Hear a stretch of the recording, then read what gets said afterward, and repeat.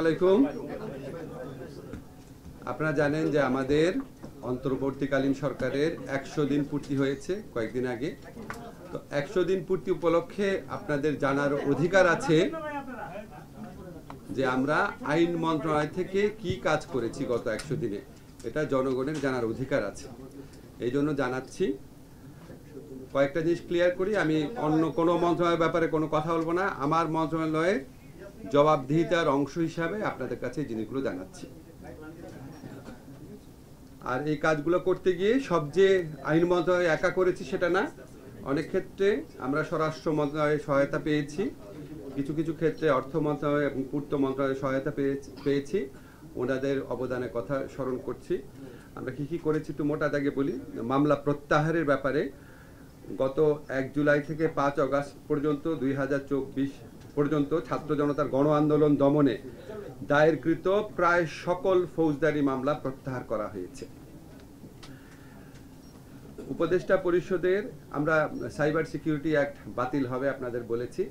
বাতিল হওয়ার সাথে সাথে এই আইনের অধীনে যে সমস্ত স্পিচ অফেন্সের, কথা বলার অপরাধে যেই সমস্ত মামলা হয়েছিল, অভিযোগে যে সমস্ত মামলা হয়েছিল স্পিচ অফেন্স, হয়রানিমূলক ছিল এই মামলাগুলা, সেই মামলাগুলা একসাথে রহিত হয়ে যাবে বা উইথড্রন হয়ে যাবে।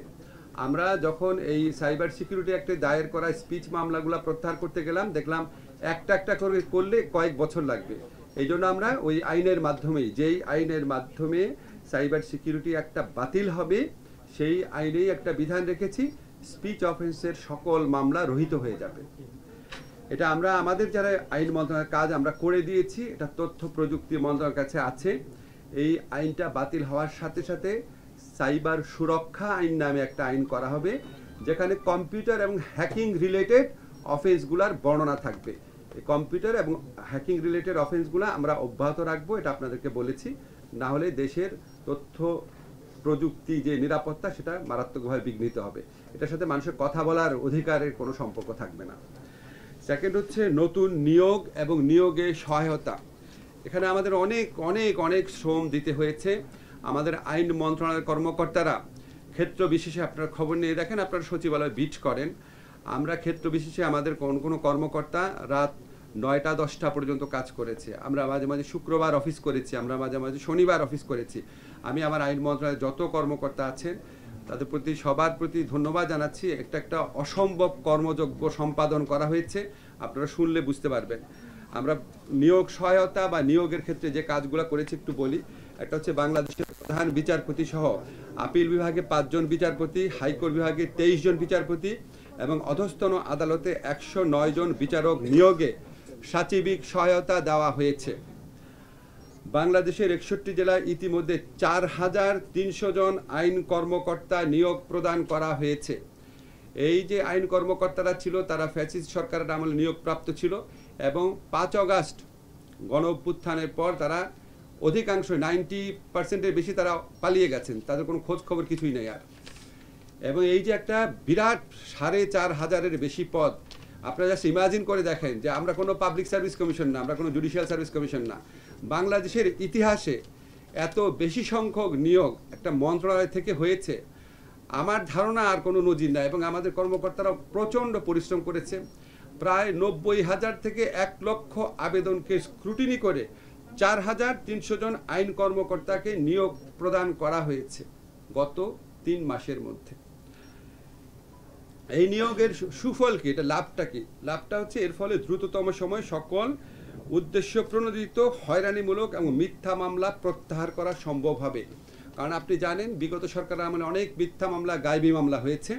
এখন এই মামলাগুলোর ব্যাপারে যখন আপনার এটা বিচারিক স্টেজে যাবে, পোস্ট চার্জশিট পিরিয়ড, চার্জশিট গঠন করার পর যখন এটা বিচার কার্য শুরু হবে, চার্জশিট পুলিশ যখন চার্জশিট দিবে এবং আদালত যখন চার্জ গঠন করবে, এই মধ্যবর্তীকালীন সময়ে এই সরকারি যারা কৌশলী আছেন ওনাদের পক্ষে এই ভূমিকা রাখা সম্ভব যে আদালতের দৃষ্টি আকর্ষণ করা যে এই মামলাগুলা হয়রানিমূলক, গায়েবী বা এই মামলাগুলোতে যাদের নাম এসেছে তাদের মধ্যে কারো কারো ক্ষেত্রে হয়রানিমূলক পদক্ষেপ নেওয়া হয়েছে।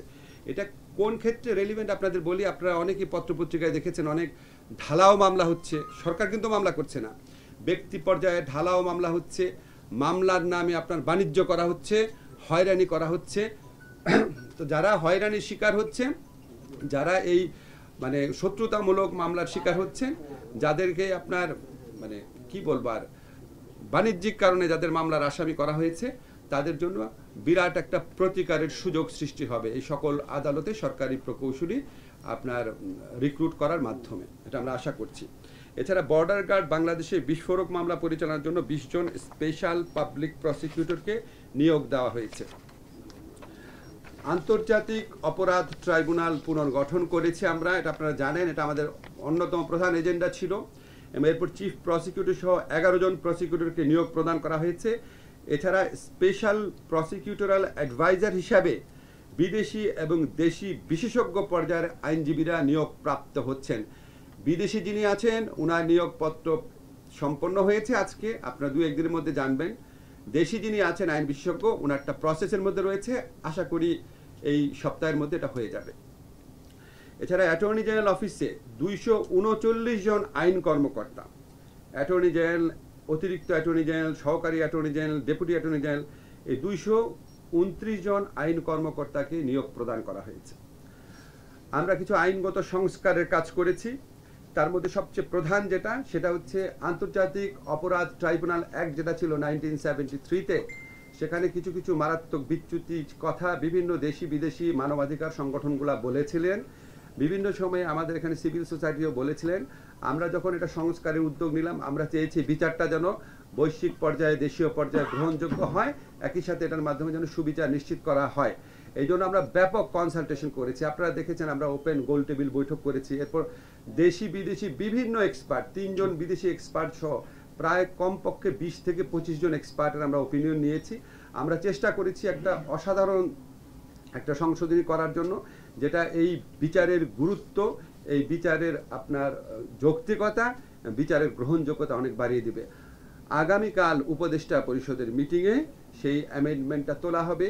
উপদেষ্টা পরিষদ গ্রহণ করলে এটা আগামী ধরেন সম্ভবত বৃহস্পতিবারের মধ্যেই এটা আইনে পরিণত হবে। তারপর প্রসিডিউরালে যতদিন লাগে, 2-3 দিন আর কি। এছাড়া আমরা বিশেষ নিরাপত্তা বাহিনী সংশোধন অধ্যাদেশ 2024, জাতির পিতার পরিবার সদস্যদের নিরাপত্তা রহিতকরণ অধ্যাদেশ 2024 সহ মোট 10টি আইন প্রণয়নে ভেটিং সহযোগিতা প্রদান করেছি।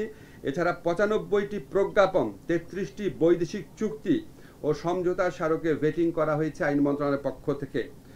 এই ভেটিংগুলোর মধ্যে, প্রজ্ঞাপনের মধ্যে একটা কথা উল্লেখ করে বুঝতে পারবেন যে 11টা যে সংস্কার কমিশন হয়েছে, এই পুরা জিনিসটার ভেটিং আমরা আইন মন্ত্রণালয় থেকে করেছি। এছাড়া আমরা কিছু নতুন আইন প্রণয়নের উদ্যোগ নিয়েছি। একটা তো আপনাদের বলেছি যে সাইবার সিকিউরিটি অ্যাক্ট বাতিল করে সাইবার সুরক্ষা আইন যেটা করা হবে, সেটা ড্রাফটটা আমরা করে দিয়েছি। এই ড্রাফটটা আমরা তথ্য প্রযুক্তি মন্ত্রণালয়ে পাঠাবো, ওনারা যদি কোনো ইনপুট দেন তারপরে এটা খুব অচিরেই এটাকে আপনার জারি করার ব্যবস্থা নেওয়া হবে। এছাড়া আমরা একটা খুব বড় পদক্ষেপ নিতে যাচ্ছি, এটা হচ্ছে হাইকোর্ট বিভাগ এবং আপিল বিভাগে বিচারক নিয়োগ নিয়ে। আপনারা জানেন বিভিন্ন সময় সরকারের আমলে অনেক অভিযোগ উত্থাপিত হতো, তো এটাকে অ্যাড্রেস করার জন্য আমরা একটা আইন প্রণয়নের চেষ্টা করছি। এই ব্যাপারে পরামর্শ নেওয়ার জন্য আমি আমাদের বিচার বিভাগীয় সংস্কার কমিশনের কাছেও গিয়েছিলাম, ওনারাও আমাদের সাহায্য করছেন। এমনকি আমাকে প্রধান বিচারপতি জানিয়েছেন যে ওনাদেরও একটা উদ্যোগ রয়েছে এই ধরনের একটা আইন করার জন্য, যাতে আমরা উচ্চ আদালতে নিরপেক্ষ, যোগ্য, দক্ষ, সৎ বিচারক পাই। এটা আপনারা নিশ্চয়ই জানেন, উচ্চ আদালতে যদি আমরা এই ধরনের বিচারক পাই, তাহলে রুল অব ল প্রতিষ্ঠার ক্ষেত্রে, মানবাধিকার বাস্তবায়নের ক্ষেত্রে অনেক বড় ভূমিকা ওনারা রাখতে পারবেন। এই আইনটা নিয়ে আমাদের অনেক উচ্চাকাঙ্ক্ষা রয়েছে। এই আইনটা আই বিলিভ সম্ভবত সপ্তাহ 2-এর মধ্যে আমরা করে ফেলতে পারবো। পরবর্তী নিয়োগ, শুধু এটা বলে দিই আপনাদের, পরবর্তীতে হাইকোর্টে যে নিয়োগ হবে নতুন বিচারক, ওনারা এই আইনের মাধ্যমে হবেন, কারো আপনার পছন্দ, রেকমেন্ডেশন এসবের ভিত্তিতে না। দুর্নীতি প্রতিরোধ কার্যক্রমের অংশ হিসাবে আমরা বিচারক, রেজিস্ট্রেশন বিভাগের কর্মকর্তা, আইন মন্ত্রণালয় এবং এর অধীন দপ্তর সংস্থার কর্মচারীদের পরিবারের সদস্য সহ অর্জিত সম্পদের হিসাব বিবরণী সংগ্রহ করেছি। বর্তমানে হিসাব বিবরণীগুলো যাচাই বাছাই কার্যক্রম চলমান রয়েছে। গুম বিরোধী সনদ যেটা রয়েছে, ওটা অনুসমর্থন এবং কমিশন গঠন করার ক্ষেত্রে আমরা প্রয়োজনীয় সকল সহযোগিতা প্রদান করেছি। এবং এই কনভেনশনটা যখন র্যাটিফাই করা হয় আমাদের পক্ষ থেকে রিসার্চ করেছি, ওপিনিয়ন দিয়েছি, পররাষ্ট্র মন্ত্রণালয়কে যতটুকু পারা যায় সাহায্য সহযোগিতা আমরা প্রদান করেছি। আর গুম হওয়া ব্যক্তিদের সন্ধান এবং গুমে জড়িত ব্যক্তিদের বিরুদ্ধে আইনগত ব্যবস্থা গ্রহণের সুপারিশ প্রণয়নের জন্য যেহেতু তদন্ত কমিশন হয়েছে, এই তদন্ত কমিশনের যে এনাবেলিং যে লটা সেটা সম্পূর্ণভাবে আমরা আইন মন্ত্রণালয়ের পক্ষ থেকে প্রিপেয়ার করেছি এবং এই কমিশনকে আমরা সাচিবিক সহযোগিতাও প্রদান করছি আইন মন্ত্রণালয়ের পক্ষ থেকে। এছাড়া সংস্কার কমিশন যে গঠন করা হয়েছে, এর মধ্যে বিচার বিভাগ প্রতিষ্ঠার লক্ষ্যে যে বিচার বিভাগ সংস্কার কমিশন গঠন করা হয়েছে, এই সংস্কার কমিশন সাথে বলেছি, আমরা মিটিং করেছি এবং ওনাদের সাথে আমরা সহযোগিতা করছি যাতে খুব দ্রুত বিচার বিভাগীয় সংস্কার কমিশনের একটা খুব এফিশিয়েন্ট একটা রিপোর্ট প্রডিউস করা যেতে পারে। যতটুকু সহযোগিতা চাচ্ছেন ওনারা আমরা করছি।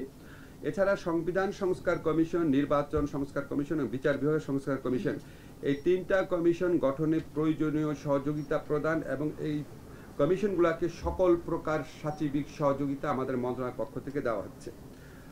বিচার ব্যবস্থা এবং রেজিস্ট্রেশন কার্যক্রম ডিজিটালাইজেশন করার জন্য মডেল ই-কোর্ট স্থাপন এবং ডিজিটাল সাব রেজিস্ট্রি অফিস স্থাপনের সিদ্ধান্ত গ্রহণ করা হয়েছে। এই সম্পর্কিত 2টি প্রকল্প অনুমোদনের জন্য চূড়ান্ত পর্যায়ে রয়েছে। আমাদের অনেক বড় একটা প্রত্যাশা রয়েছে স্থায়ী অ্যাটর্নি সার্ভিস প্রতিষ্ঠা। এই যে আপনার পিপি-জিপি ওনারা যে নিয়োগ হন, ওনারা যেন একটা কম্পিটিটিভ পরীক্ষার মধ্যে দিয়ে নিয়োগ হন, এটার লক্ষ্যে আমরা একটা আইন প্রণয়নের সিদ্ধান্ত নিয়েছি। কাজ খুবই অল্প এগিয়েছে, বাট এটা আমরা সর্বোচ্চ চেষ্টা করব এই আইনটা যেন আমরা এই বছরের মধ্যে করে যেতে পারি। এছাড়া আমরা আরও অনেক ধরনের কাজ করি, সেটা আসলে আপনাদের বলে বোঝাতে পারবো না, কিছু কিছু বিবরণ দিই। যুদ্ধাপরাধী আদালতের যে ভবনের কাজ তদারকি আপনারা নিজেরা দেখেছেন, আমি অলরেডি নিজে পার্সোনালি 3 বার ফিজিক্যালি ইন্সপেকশনে গিয়েছি, সার্বক্ষণিকভাবে যোগাযোগ রাখছি। এগুলি তো আপনার ধরেন আমাদের বিচার প্রক্রিয়াকে দ্রুততর করার ক্ষেত্রে এবং সবার বিল্ডিংটার ক্ষেত্রে, সেখানে আমি অবশ্যই অত্যন্ত শ্রদ্ধার সাথে পূর্তমন্ত্রী আদিলুর রহমান খান ওনার ব্যক্তিগত ইনিশিয়েটিভ, ব্যক্তিগত তদারকির কথা স্মরণ করি, বাট আমরা ওনাদের সাথে থেকেছি পুরো কাজটা সম্পন্ন করার ক্ষেত্রে।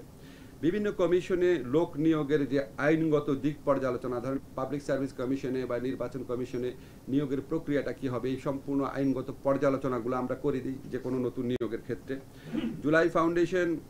জুলাই শহীদ ফাউন্ডেশনের গঠনতান্ত্রিক যে দলিল, সেটা আমরা প্রণয়ন করে দিয়েছি জুলাইয়ের স্পিরিটকে ধরে রাখার জন্য। এবং জুলাই গণ অভ্যুত্থানে আমাদের ছাত্র জনতা যারা নিহত হয়েছেন, যারা আহত হয়েছেন, ওনাদের স্পিরিটকে ধারণ করার জন্য এই জুলাই ফাউন্ডেশন গঠন করা হয়েছে এবং ওনাদেরকে যারা চিকিৎসা সহযোগিতা দেওয়ার জন্য এবং আর্থিক আপনার ক্ষতিপূরণের মতোই ওনাদের যে লস হয়েছে এটা তো ক্ষতিপূরণ দিয়ে হবে না, এটা পুরা প্রক্রিয়াটা দেখাশোনা করছে জুলাই শহীদ ফাউন্ডেশন।